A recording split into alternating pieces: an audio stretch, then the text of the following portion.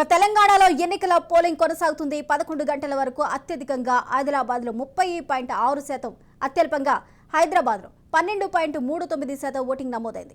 జిల్లాల వారీగా నమోదైన ఓటింగ్ వివరాలు ఇలా ఉన్నాయి.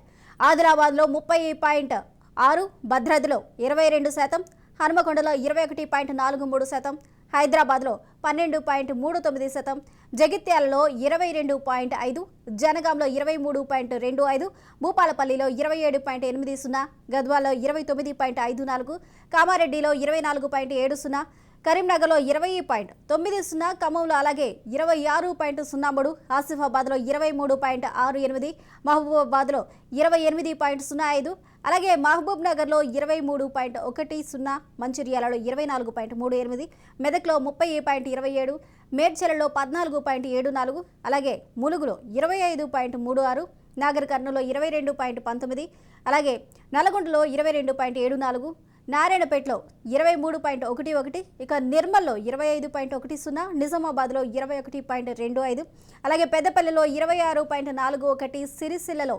22.2%, అలాగే రంగారెడ్డిలో 16.84%, సంగారెడ్డిలో 21.99%, అలాగే సిద్దిపేటలో 28.8%, అలాగే సూర్యాపేటలో 22.58%, వికారాబాద్లో 23%, అలాగే వనపర్తిలో 24%, అలాగే వరంగల్లో 18.73%, అలాగే యాదాద్రిలో 24.29%గా ఓటులు అయితే నమోదయ్యాయి.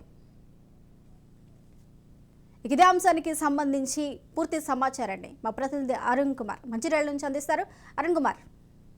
రైట్ స్వప్న, ఇదైతే ఉమ్మడి ఆదిలాబాద్ జిల్లా వ్యాప్తంగా కూడా పోలింగ్ ప్రక్రియ అయితే కొనసాగుతా ఉన్నది. ఇప్పటి వరకు అయితే మొత్తం కూడా అక్కడక్కడ కొన్ని చెదురుమదురు సంఘటనలు చోటు చేసుకున్నప్పటికీ కూడా ప్రశాంతంగా పోలింగ్ కొనసాగుతుందని చెప్పచ్చు. ముఖ్యంగా కూడా ఉమ్మడి ఆదిలాబాద్ జిల్లా ఆదిలాబాద్, నిర్మల్, ఆసిఫాబాద్ కూడా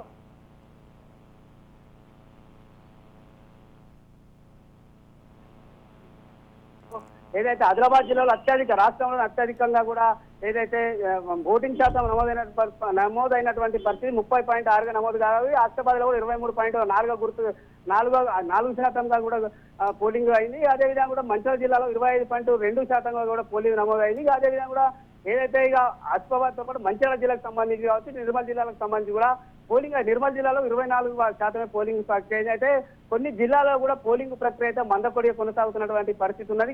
ఏదైతే మొత్తం కూడా ఉమ్మడి ఆదిలాబాద్ జిల్లాకు సంబంధించి కూడా ఇప్పటికే కూడా అధికారులు పోలింగ్ ప్రక్రియకు సంబంధించి కూడా అన్ని ఏర్పాట్లు చేసి పోలింగ్ ప్రక్రియ అయితే కొనసాగుతూ ఉన్నది. అయితే ఇక దీనికి సంబంధించి కూడా ఉదయం 7 గంటలకే నుంచి 4 గంటల వరకు ఇటు ఆసిఫాబాద్ జిల్లా కావచ్చు, మంచిర్యాల జిల్లాలో పోలింగ్ ప్రక్రియ ముగియనున్నది. ఎందుకంటే ఇవన్నీ కూడా మావోయిస్టు ప్రభావిత ప్రాంతాలు కావడంతో కూడా ఇక్కడ 4 గంటల వరకే కూడా ఈసీ కూడా ఎన్నికల కమిషన్ కూడా పోలింగ్ నిర్వహిస్తున్నది. అదేవిధంగా కూడా ఆదిలాబాద్ జిల్లాకు కావచ్చు, నిర్మల్ జిల్లాలో కూడా ఏదైతే అక్కడ ఉదయం 7 గంటల నుంచి 5 గంటల వరకు కూడా పోలింగ్ అయితే కొనసాగుతా ఉన్నాయి. జిల్లాలలో ఇటు ఆదిలాబాద్ కావచ్చు, అదేవిధంగా కూడా మంచిర్యాల, ఆసిఫాబాద్ జిల్లాలో కూడా ఏజెన్సీ ప్రాంతాలతో పాటు ఏదైతే మావోయిస్టు ప్రభావిత ప్రాంతాలు ఉన్నటువంటి సమస్యాత్మక 147 సమస్యాత్మక కేంద్రాలను కూడా అధికారులు గుర్తించి కూడా అక్కడ ఏదైతే సీసీ కెమెరాల ద్వారా కూడా పర్యవేక్షణ చేస్తా ఉన్నారు. ఇక డ్రోన్ కెమెరాలను కూడా వాడుతున్నటువంటి పరిస్థితి ఉన్నది. మొత్తం కూడా ఓవరాల్ గా కూడా ఏదైతే నిర్మల్ జిల్లాలో కూడా మొదల్లో కావచ్చు, అదేవిధంగా కూడా మంచిర్యాల జిల్లాకు సంబంధించి చెన్నూరు నియోజకవర్గంలో కూడా కొంత ఉద్రిక్త వాతావరణాన్ని నెలకొన్నది. అక్కడ ఏదైతే తలుపులేసి పొన్నారం అనేటువంటి చెన్నూరు నియోజకవర్గానికి సంబంధించినటువంటి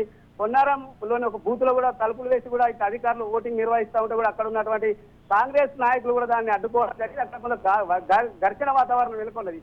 అదేవిధంగా కూడా ఇక నిర్మల్ జిల్లాకు సంబంధించిన మొత్తంలో కూడా అక్కడ కూడా ఇరు వర్గాలు ఇటు బీఆర్ఎస్, బీజేపీ పార్టీల మధ్య కూడా ఘర్షణ వాతావరణం చోటు చేసుకోవడం కూడా పోలీసులు వాళ్ళు అందరినీ చెదరగొట్టి కూడా పంపించడం జరిగింది. ఇక ఆసిఫాబాద్ జిల్లాకు సంబంధించి కూడా ఆసిఫాబాద్ జిల్లాలో కూడా ఏదైతే ప్రక్రియ అయితే మొన్నకొడిగా కొనసాగుతుందో, ఉమ్మడి ఆదిలాబాద్ జిల్లాకు సంబంధించి కూడా దాదాపు అధికారులు కూడా వెంటనే పర్యవేక్షణ చేస్తా ఉన్నారు. జిల్లా అధికారులు ఎవరైతే ఇంకా పోలింగ్ సంబంధించి కూడా రాని వల్ల కూడా ఇన్ఫార్మ్ చేసి కూడా పోలింగ్ లో ఖచ్చితంగా పాల్గొనాలని చెప్తా ఉన్నారు. ముఖ్యంగా ఉమ్మడి ఆదిలాబాద్ జిల్లాలో 3 జిల్లాలకు సంబంధించి కూడా నిర్మల్, ఆదిలాబాద్, ఆసిఫాబాద్ జిల్లాకు సంబంధించి ఆదిలాబాద్ ఎక్కువగా కూడా పోలింగ్ నమోదవుతా ఉన్నది. కానీ ఈ 3 జిల్లాలు అంటే మంచిర్యాల, ఆసిఫాబాద్, అదేవిధంగా కూడా నిర్మల్ జిల్లాలో కూడా మందకొడిగా కూడా పోలింగ్ ప్రక్రియ కొనసాగుతున్నటువంటి పరిస్థితిగా ఇప్పటికే కూడా అధికారులు అయితే ఏదైతే ఎక్కడ కూడా అవాంఛనీయ ఘటనలు జరగకుండా సమస్యాత్మక కేంద్రాల వద్ద కూడా ప్రత్యేకంగా ప్రత్యేకంగా భద్రతను కూడా ఏర్పాటు చేసి కూడా దీనికి సంబంధించి ప్రక్రియ కొనసాగిస్తున్నటువంటి పరిస్థితి. స్వప్న. థాంక్యూ అరుణ్ కుమార్.